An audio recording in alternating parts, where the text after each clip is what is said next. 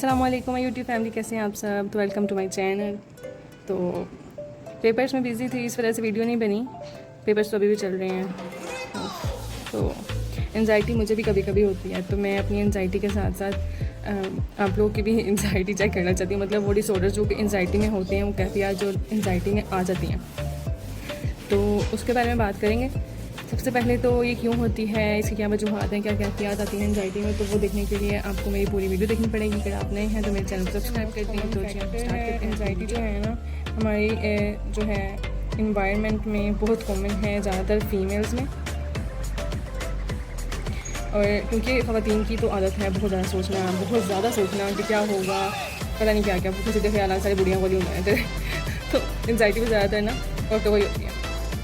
उसके बाद अगर हम देखें ना कि इसमें क्या कैफियत होती हैं, क्या प्रॉब्लम्स होती हैं, तो उसको हम देखते हैं। नेक्स्ट आता है हमारे पास प्रॉब्लम्स। देखा जाए तो हम एंजाइटी को नफ्सियाती मर्ज़ भी कह सकते हैं। ओहो शिट। तो इसकी कई वजूहत भी हैं। और सबसे पहले अगर हम देखें तो इसकी प्रॉब्लम्स में आता है कि जो बहुत ज़्यादा एंजाइटी का शिकार होते हैं वो बहुत ज़्यादा परेशान रहते हैं, मतलब बहुत ज़्यादा वरी होते हैं। उसके बाद देखें तो बहुत ज़्यादा उनमें मसल्स का मसला होता है, उनके मसल क्रैम्प्स रहते हैं। फिर वो बहुत ज़्यादा थकन फील करते हैं। खौफ उनमें बहुत ज़्यादा होता है, उनमें बेचैनी बहुत ज़्यादा होती है।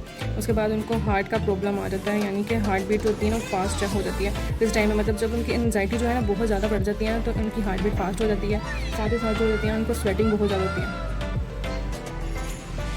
बहुत ज़्यादा अमाउंट में उनकी स्वेटिंग हो जाती है।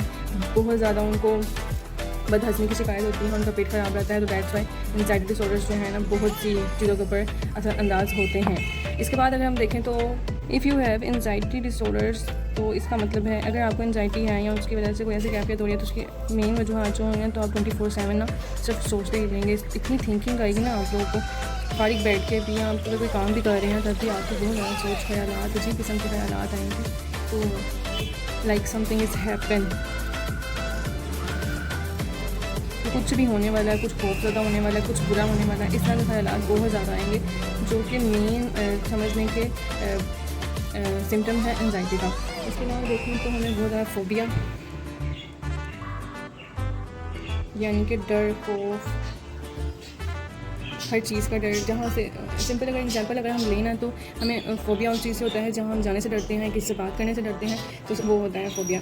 तो अगर आपने अपनी कैफियत को ख़त्म करना है तो आपको उस चीज़ का सामना करना पड़ेगा। यानी जिस चीज़ से भी आप किसी जगह पर जाने से डर लगता है, किसी के घर जाने से डर लगता है, अगर आपको अपनी छत पर जाने से भी डर लगता है ना, तो आपको चाहिए कि आप अपनी छत पर जाएँ, वहाँ पर चहलकदमी करें। अगर किसी जगह पे जाने से डर लगता है तो आपको चाहिए किसी के साथ जाए, वहाँ पे जाएं, लेकिन वहाँ पर जाके विजिट ज़रूर करें कि आपका डर, वो फोबिया ख़त्म हो और आपको रिलैक्सेशन फ़ील हो। उसके बाद क्या करेंगे कि ये हमें पता है एंजाइटी हमें क्यों होती है, कि हमारा जो ब्रेन है ना वो एक केमिकल रिलीज़ करता है, जिसकी वजह से ना ब्रेन जो है ना वो केमिकल रिलीज़ करता है। जब उस केमिकल के रिलीज़ होने की अमाउंट जो है आगे पीछे हो जाती है, मतलब इम्बैलेंस हो जाता है ना, तो उसकी वजह से क्या है जी, हमें इस तरह के ख्यालात आने शुरू हो जाते हैं कि हम एंजाइटी का शिकार हो जाते हैं। तो इसकी कई वजूहत भी हैं कि यानी बचपन के हुए हादसा भी हैं हमारे पास, कि वो इंसान जो है भूल नहीं पाता है, वो उसके माइंड में स्टोर होते रह जाते हैं। और डेली लाइफ के इशूज़ जो हैं, डेली लाइफ इशूज़ हर बंदे के साथ है, कौन ऐसा नहीं है इसके साथ कोई इशू ना चल रहा हो। मैरिड हो, अनमेरिड है, स्टूडेंट है, घर के कोई मामला आता है, इंसान कहीं ना कहीं पे आकर बेबस हो ही जाता है और बहुत ऐसी सोचों का शिकार हो जाता है कि वो सोचने पे मजबूर हो ही जाता है। उसको रात में नींद नहीं आती है, खौफ आता है, भूख भी नहीं लगती है। तो बस इस वजह से ना तो ज़्यादातर यही होता है हमें डर हर बात का कि लोग क्या कहेंगे। लोग भाईजान कुछ नहीं कहेंगे, लोगों का काम है बातें करना और हमारा काम है करके दिखाना। तो ये लोगों का तो ख्याल निकाल देना, हमारा मुआशरा हमें जीने नहीं देता है। तो लोग तो बस क्या गए, इन्होंने इन्ना लिल्लाह ही करना है और कुछ नहीं करना। तो अगर हम देखें तो हमको इसको कैसे ट्रीटमेंट ऐसा ले सकते हैं, आपको अपने कंसल्टेंट के पास, कोई भी डॉक्टर जो आपको कुछ भी कंसल्ट कर रहा है उसके पास जाएँ, जहाँ से डर लगता है वहाँ जाएँ। कोई बात अगर आपको तंग कर रही है तो उसको अपने किसी बड़े के साथ डिस्कस करें, खुद से मत सोचें।